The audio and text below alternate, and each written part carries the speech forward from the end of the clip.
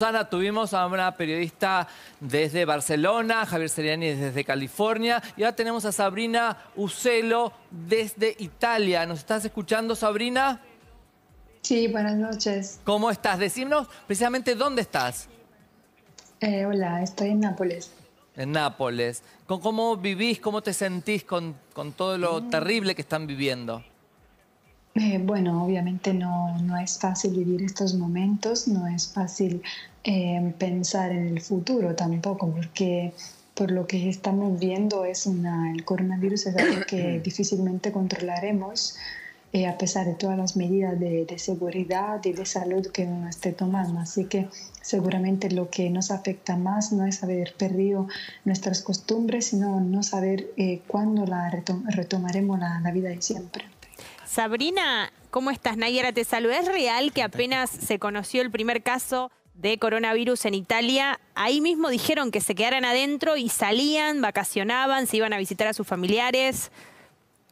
No, la decisión de cerrar el país, de confinar el país, llegó mucho después del primer caso. Estamos hablando de que ya eran unos miles contagiados cuando se tomó la decisión de confinar el país. Indudablemente la conducta de las personas no ha sido de las mejores porque seguían saliendo y sin darse cuenta de lo que podía conllevar el tratar de tener la vida de siempre sin respetar la orden de quedarse en casa.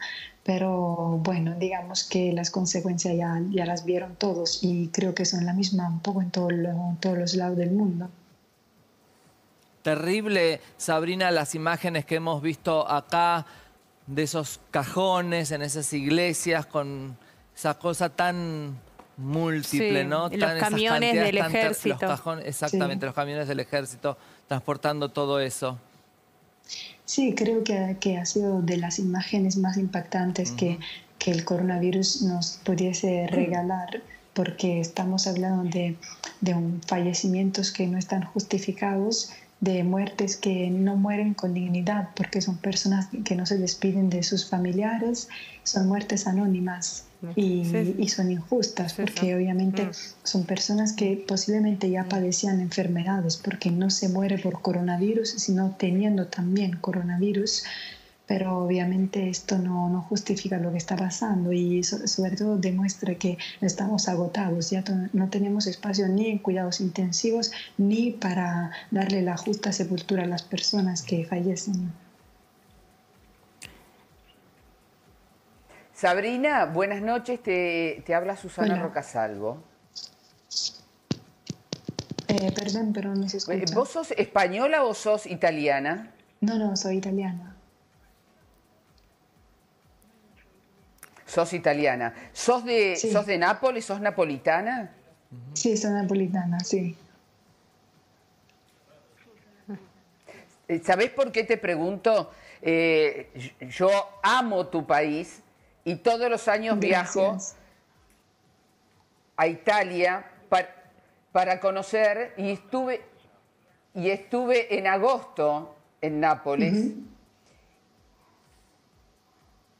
¿Te gustó? Y lo que pude ver es que los napolitanos me fascinó. Yo estaba muy cerca del castillo, que ahora no recuerdo cómo se llama, estaba a una cuadra del castillo que da al mar, que es divino. Sí.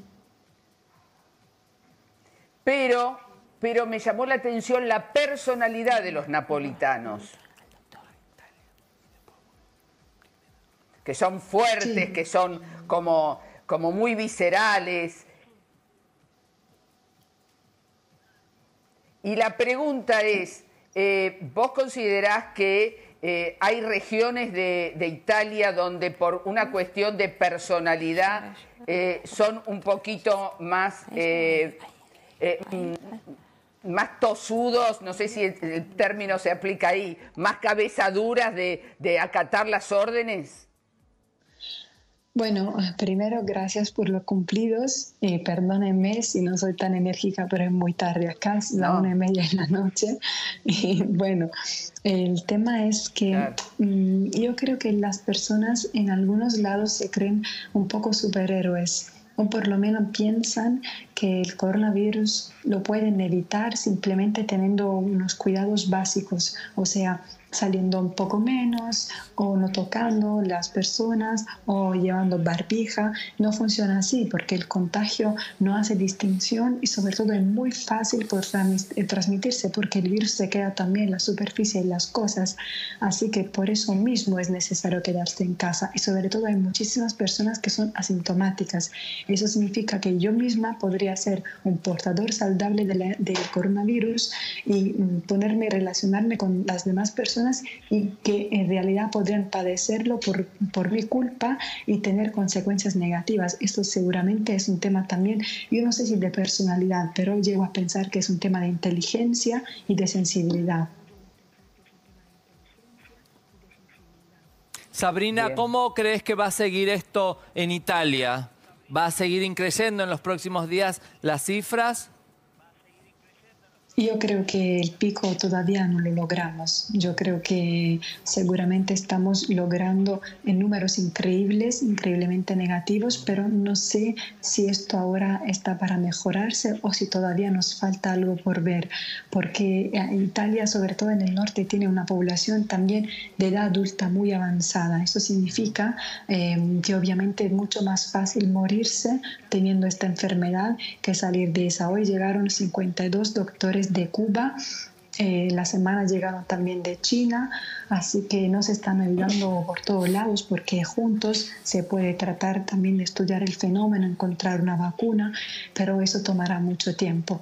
Así que hoy mismo, hace un par de horas, el presidente del Parlamento anunció que el país está más confinado que antes porque ahora se cerró cualquier actividad, solamente seguirán trabajando supermercados y farmacias. Los demás trabajos, sea lo que sea, están cerrados.